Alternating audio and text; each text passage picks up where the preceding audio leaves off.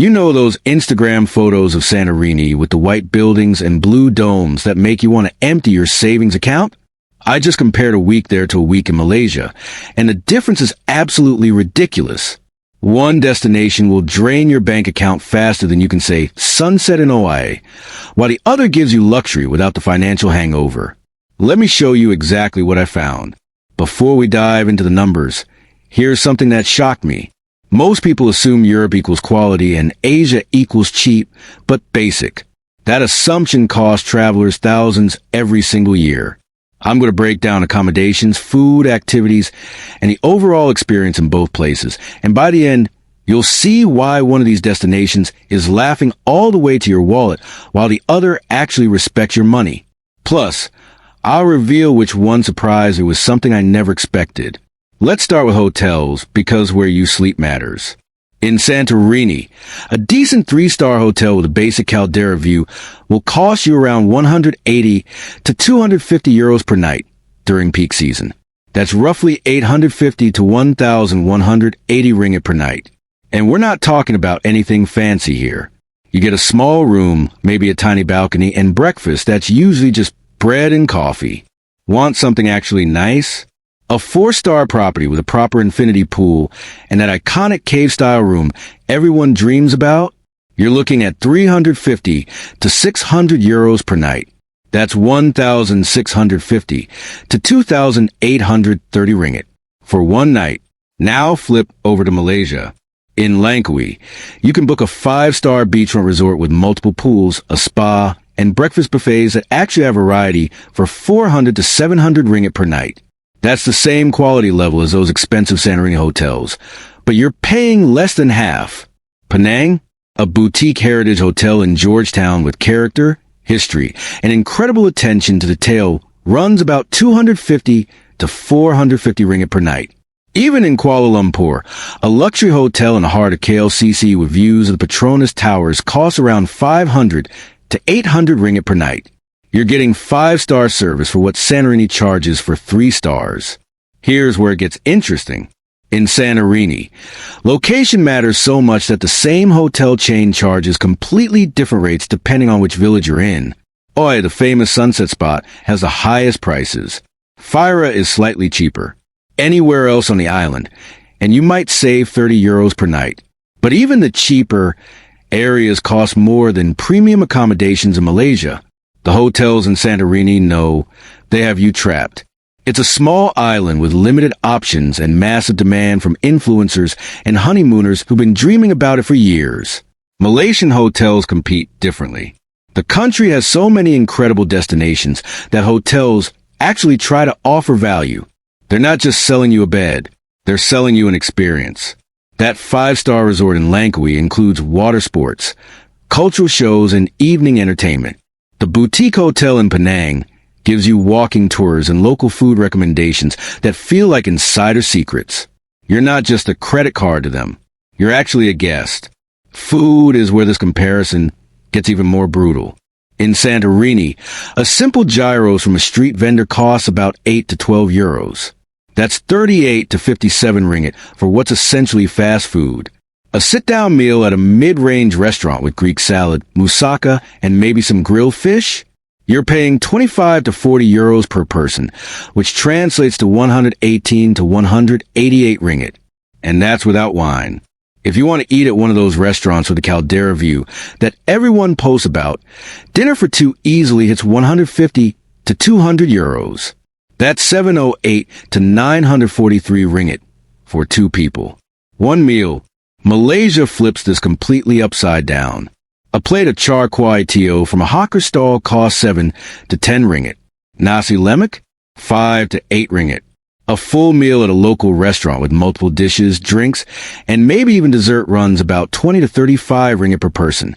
Even if you go to a nice sit-down restaurant in a hotel or upscale area, you're looking at 60 to 120 ringgit per person for excellent quality food.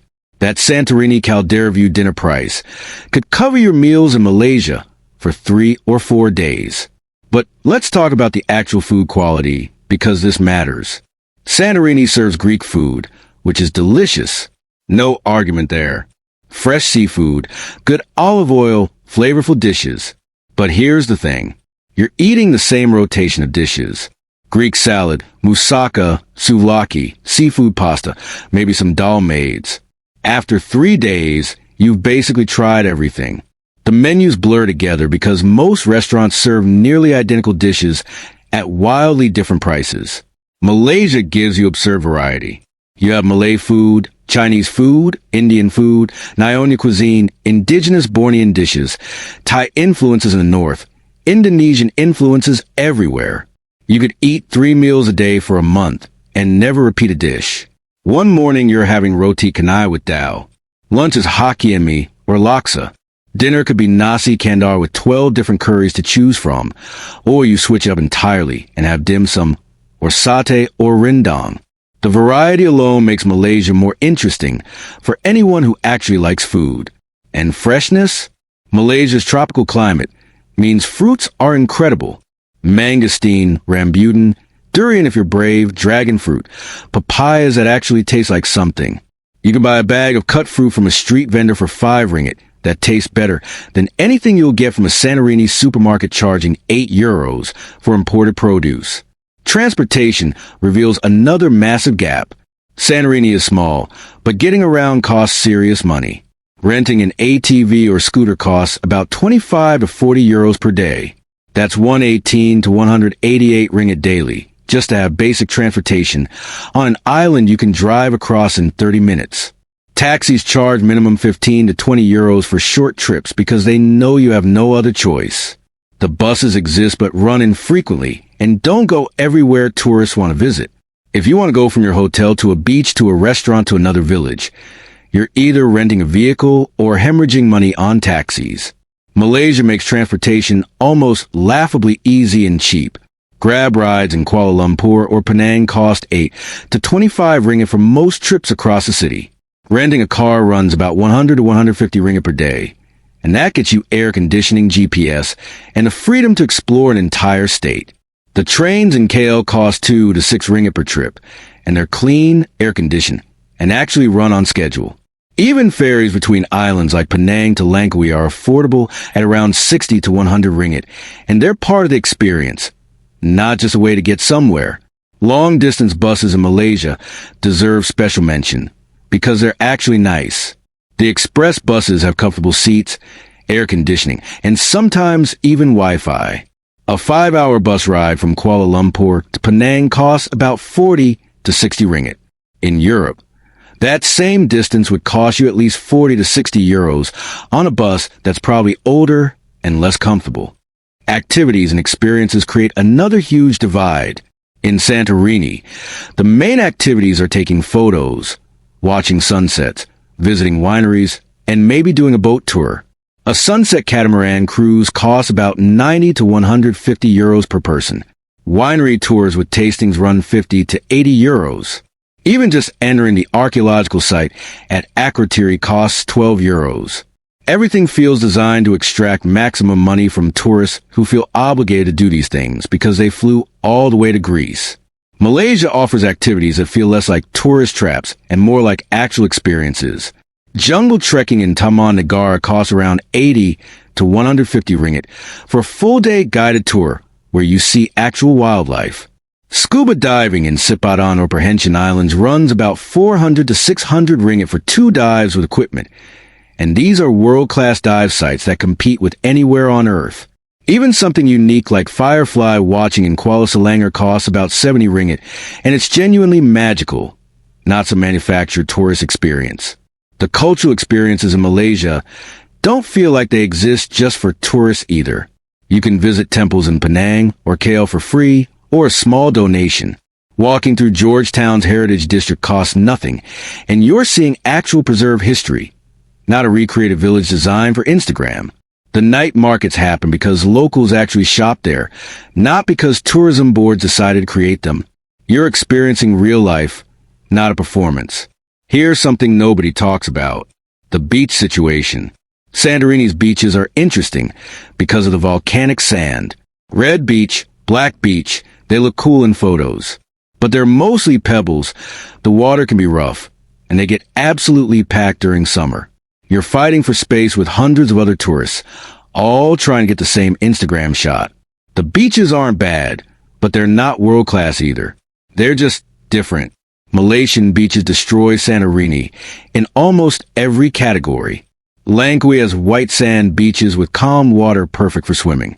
Perhentian Islands have beaches where you can walk into crystal clear water and see fish without even snorkeling. Taiman Island offers beaches surrounded by jungle that feel like something from a movie. The sand is softer, the water is warmer, and you can actually find beaches that aren't shoulder to shoulder with people. Even the popular beaches have enough space that you don't feel suffocated. Weather plays a bigger role than people realize. Santorini is gorgeous from May to September, but it's also scorching hot. We're talking 30 to 35 degrees Celsius with intense sun and very little shade. October to April, the island basically shuts down. Restaurants close, hotels close, the famous villages feel empty and sad. You get maybe 6 months where Santorini is actually the destination everyone dreams about. Malaysia is tropical year-round. Yes, there's monsoon season on the east coast from November to February, but the west coast stays beautiful. Penang, Langkawi, Kuala Lumpur are accessible and gorgeous all year. Even during rain, it's usually short afternoon showers, not all-day misery. You have way more flexibility with when you can visit without sacrificing the experience. The crowds in Santorini are legitimately overwhelming during peak season. Oi at sunset turns into a human traffic jam. You're literally standing in line just to walk through certain streets. Every viewpoint has 20 people trying to get the exact same photo, while someone else is waiting for you to move. The famous blue dome churches are surrounded by crowds from sunrise to sunset. It stops feeling romantic or peaceful pretty quickly when you're constantly navigating around tour groups and selfie sticks. Malaysia has popular spots, but the country is geographically larger with attractions spread out. Even in high tourist season, you can find quiet temples, empty beaches, night markets where you're the only tourist. The Petronas towers get busy, sure, but walk 5 minutes in any direction and you're in neighborhoods where life happens normally. You can find solitude without even trying hard. Let's address the elephant in the room. Santorini is beautiful. The iconic white buildings with blue domes against the volcanic cliffs are legitimately stunning. The sunsets are gorgeous. The aesthetic is exactly what you've seen in photos. But here's the uncomfortable truth. Once you've seen it, you've kind of seen it. The island is small. You can cover every village in 2 or 3 days.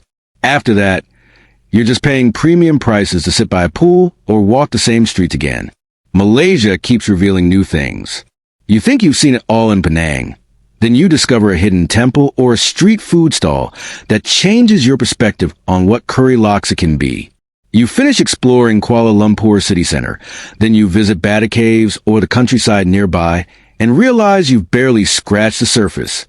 The Cameron Highlands look nothing like Langkawi, which looks nothing like Borneo. You could spend months in Malaysia and still find new experiences. Shopping creates another expense gap. Santorini sells mostly tourist souvenirs. Olive oil products, local wine, handmade crafts, jewelry. It's nice stuff, but aggressively priced. A small bottle of decent olive oil costs 15 to 25 euros. Handmade ceramics start around 30 euros for something small. Everything is priced for tourists with euros to spend. Malaysia offers shopping that ranges from luxury malls to street markets. You want high-end brands? Go to Pavilion KL or Surya, KLCC. You want local crafts? Visit Central Market in KL or the night markets in Penang, where batik shirts cost 30 to 50 ringgit, and pewter items are actually affordable. The shopping feels less predatory because you have options at every price point. Here's a reality check using actual week-long budgets.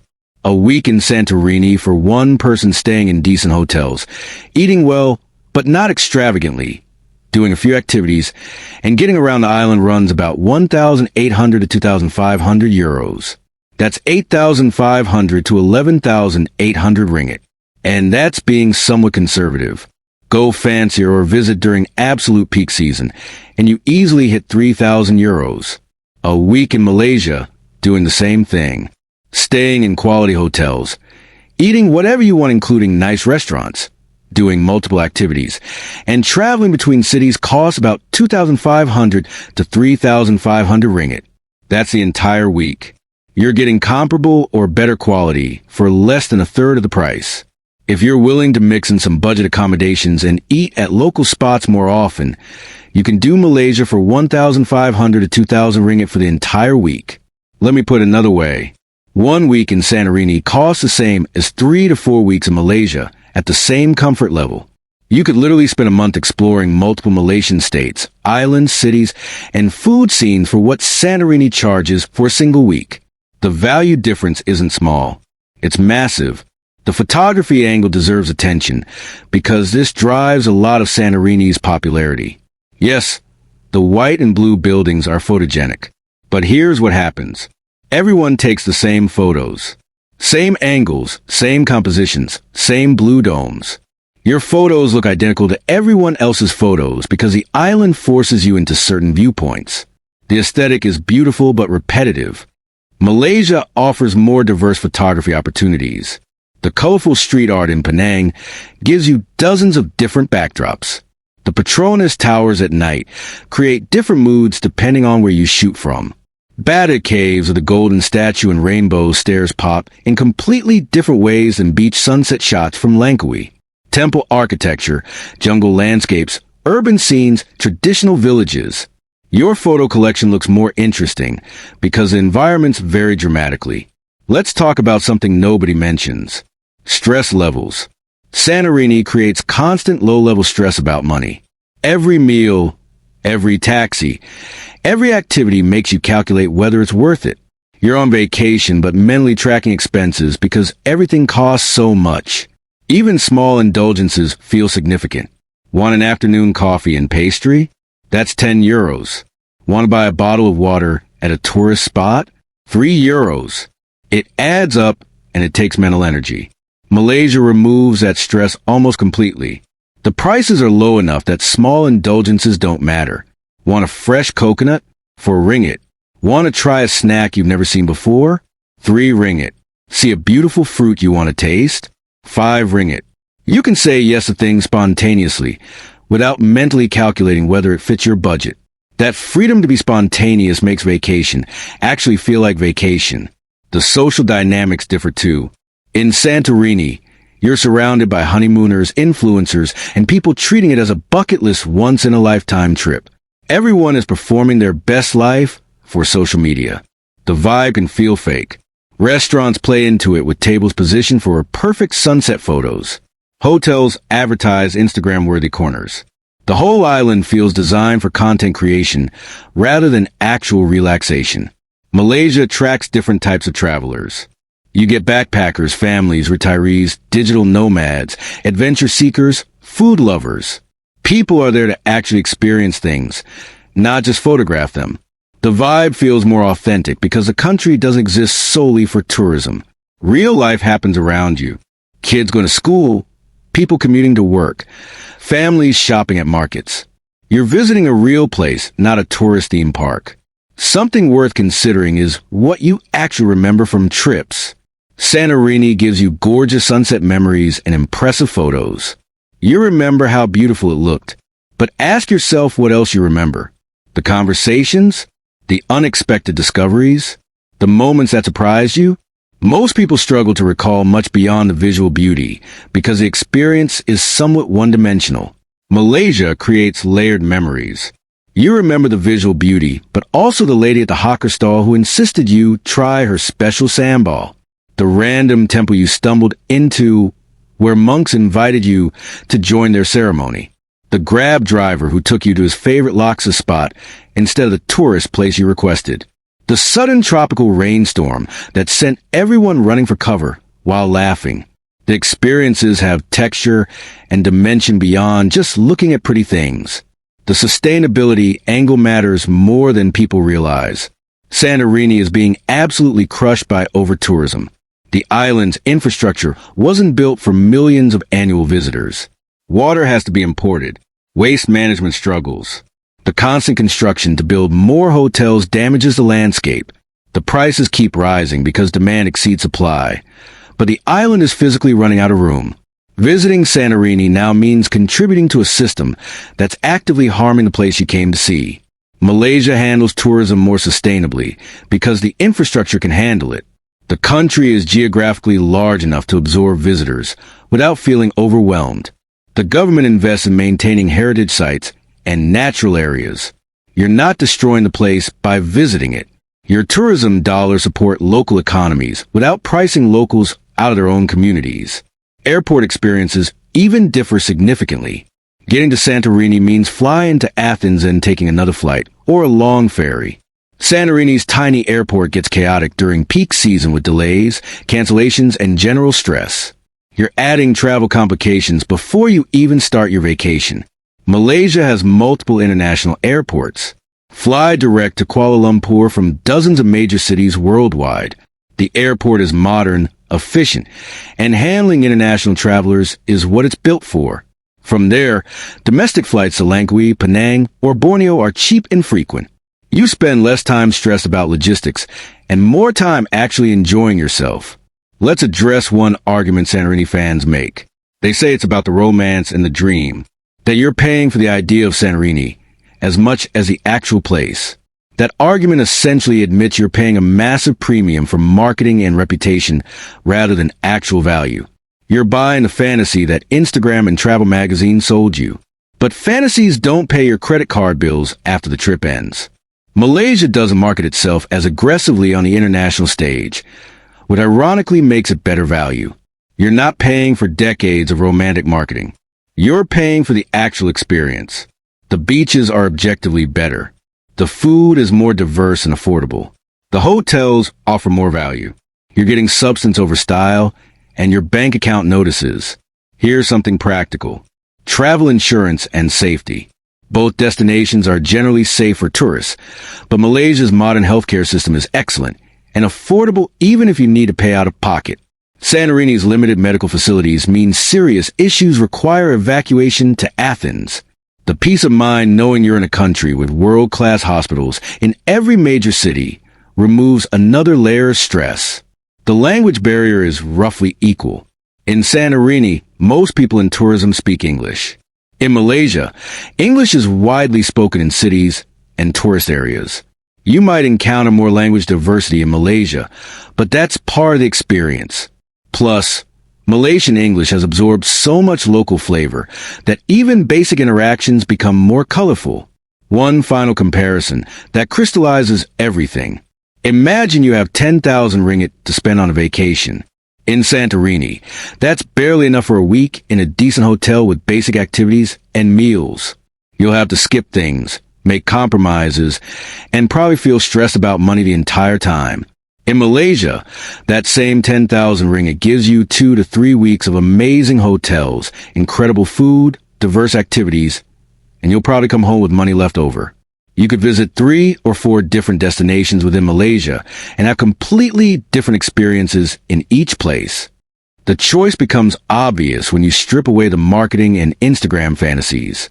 One destination asks you to pay premium prices for a limited experience in an overcrowded small island.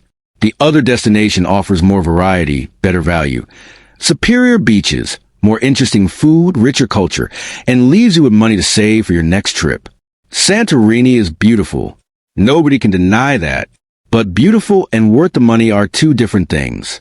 Malaysia delivers more actual travel value per ringgit than almost anywhere else on earth. The question isn't whether Santorini is nice. The question is whether it's 3 times as nice as Malaysia, because that's what you're paying for. So here's what you need to remember. If your priority is getting that specific Instagram aesthetic of white buildings and blue domes, then yes, you need to go to Santorini. But if your priority is actually having an amazing vacation with great food, beautiful beaches, diverse experiences, and not destroying your savings, Malaysia wins by such a wide margin it's almost embarrassing. You get more days, more experiences, more freedom, and more memories for your money. Make your choice based on what actually matters to you, not what a travel magazine told you was romantic 20 years ago. If you found this comparison helpful, subscribe because I'm breaking down more travel myths that cost people thousands. Drop a comment telling me which destination surprised you or where you want to compare next. Your wallet will thank you.